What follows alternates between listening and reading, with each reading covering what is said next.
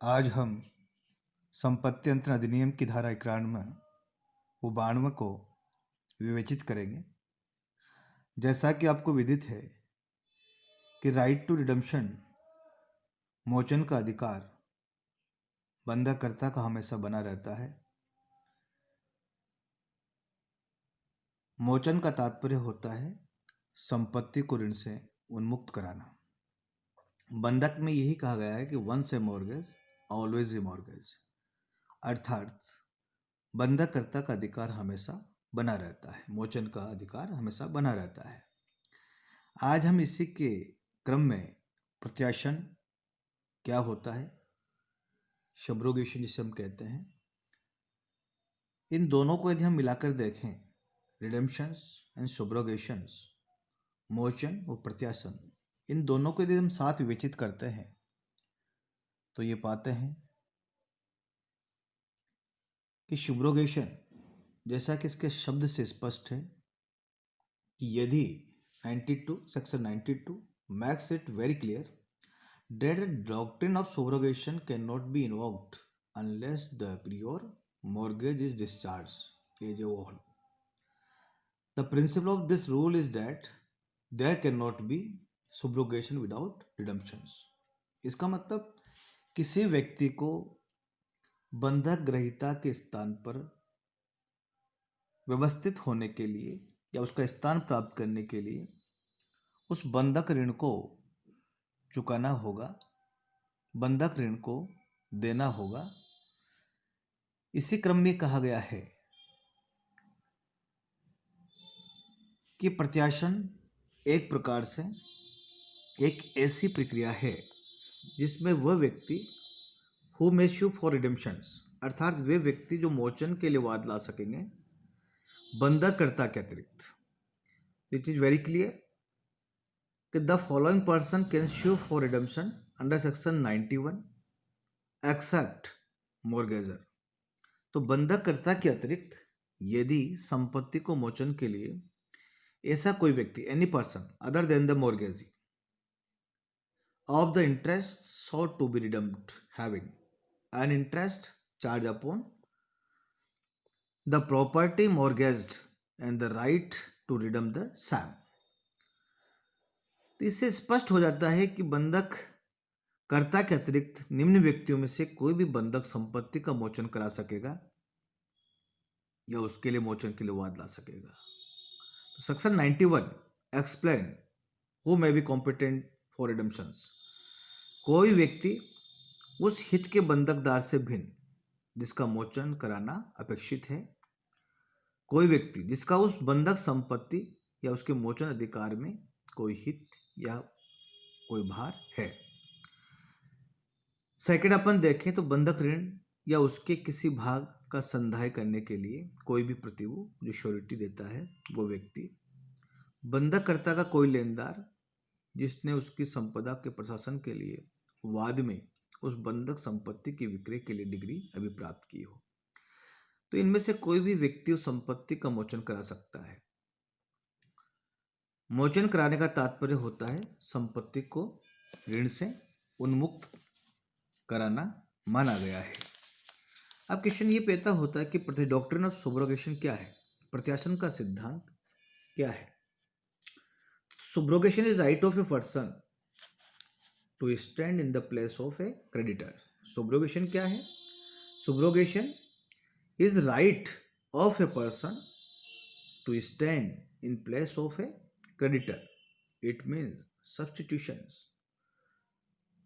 प्रत्याशन का तात्पर्य होता है कि यदि कोई व्यक्ति बंधक का मोचन करा देता है तो ऐसा व्यक्ति उस बंधक ग्रहीता के स्थान पर प्रतिस्थापित हो जाएगा जिसमें बंधक धन का मोचन कराया गया है। उसको वे सब अधिकार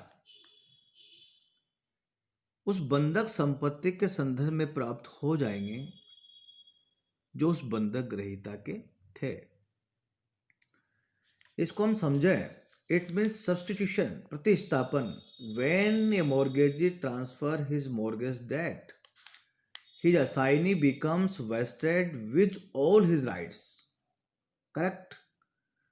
For example, his assignee is substituted or subrogated in the place of the mortgagee in order to be entitled to subrogation.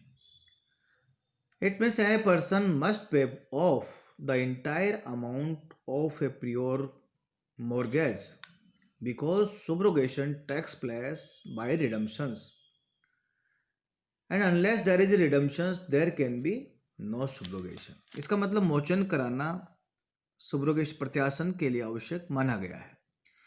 तो जो व्यक्ति सेक्शन 91 में जिनको वर्णित किया गया है उनमें से कोई भी उस बंधक संपत्ति को मोचन करा लेता है, मुक्त करा लेता है, तो उसका स्थान वो स्थान बंधक ग्रहीता के स्थान पर प्रतिस्थापित हो जाता है और इसको ही डॉक्ट्रिन रूल ऑफ सुब्रोगेशन या प्रत्यासन का नियम के नाम से जाना जाता है। प्रत्यासन एक व्यक्ति के स्थान पर दूसरे व्यक्ति को प्रतिस्थापित, उसके नाम से ही स्पष्ट है कि एक व्यक्ति के स्थान पर दूसरे व्यक्ति को प्रतिस्थापित करना रोमन विधि से ये वर्ड लिया गया है, जिसमें किसी व्यक्ति को इस शर्त पर ऋण दिया गया कि वह अपने बंधक ग्रहीता के ऋण को चुकाने और उसके स्थान पर उसको प्रतिस्थापित कर दे। प्रतिस्थापन जो सब्रोगेशन का जो नियम है ये साम्य और प्राकृतिक न्याय के सिद्धांत पर आधारित है, जहाँ कोई विशेष दायित्व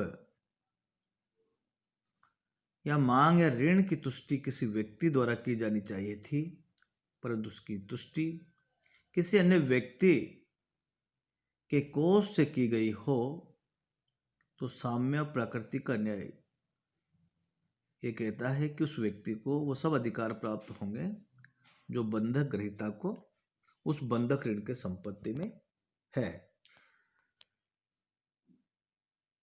इस संदर्भ में यदि हम कहें कि दो प्रकार के प्रत्यासन सेक्शन 92 में देखें तो legal and conventional subrogation. Subrogation is of two types, two kinds, legal and conventional. This section contemplates the past, which take place by operation of law. When the mortgage debt is paid off by some person who has some interest to protect. For example, where the possessory mortgage pays off a prior one, legal subrogation may occur in four ways. A subsequent mortgagee may redeem a prior mortgage. A co-mortgager may redeem a mortgage. The mortgager's surety may redeem the mortgage. The purchaser of the equity of redemptions may redeem the mortgage. तो any types, इस चार में से किसी भी एक प्रकार से विधिक प्रत्यासन का निर्माण हो सकता है। सेक्शन 92 के पैरा 1 में विधिक प्रत्यासन का प्रावधान किया गया है। धारा में उल्लेखित व्यक्ति प्रत्यासन का अधिकार प्राप्त कर लेंगे, चाहे बंधक विलेख में या अन्य प्रकार से। इस प्रकार के अधिकार के लिए बंधककर्ता ने सहमति दी है। ये अधिकार विधिक प्रक्रिया का परिणाम है bye operation of law. Section 91 में वर्णित कोई व्यक्ति यदि उस बंधक धन को चुकाकर उस बंधक संपत्ति को प्राप्त कर लेता है, तो यह माना जाता है कि वो बाय ऑपरेशन ऑफ लॉ उस बंधक ग्रहीता का स्थान प्राप्त कर लेगा। इस पैरा में प्रत्यासन का अधिकार निम्न व्यक्तियों को दिया गया है: पश्चातवर्ती या मध्यवर्ती बंधक ग्रहीता, पट्टा ग्रहीता, सबंधकर्ता, प्रतिभू, मोचन की साम्य का क्रेता। इसका तात्पर्य हुआ कि इनमें से कोई भी व्यक्ति उस बंधक ग्रहीता का स्थान मोचन के आधार पर, प्रत्यासन के आधार पर प्राप्त कर सकता है। फॉर एग्जाम्पल, अ ने अपनी संपत्ति क को बंधक 3 बार किया। ब प्रथम, स द्वितीय, उद तृतीय बंधक ग्रहीता है। यदि स द्वितीय बंधक ग्रहीता ब के बंधक ऋण को मोचन करा देता है तो वो ब के स्थान पर प्रतिस्थापित हो जाएगा और वो प्रथम बंधक ग्रहीता बन जाएगा। यही डॉक्ट्रिन ऑफ सुब्रोगेशन प्रत्याशन का सिद्धांत कहलाता है। Thank you.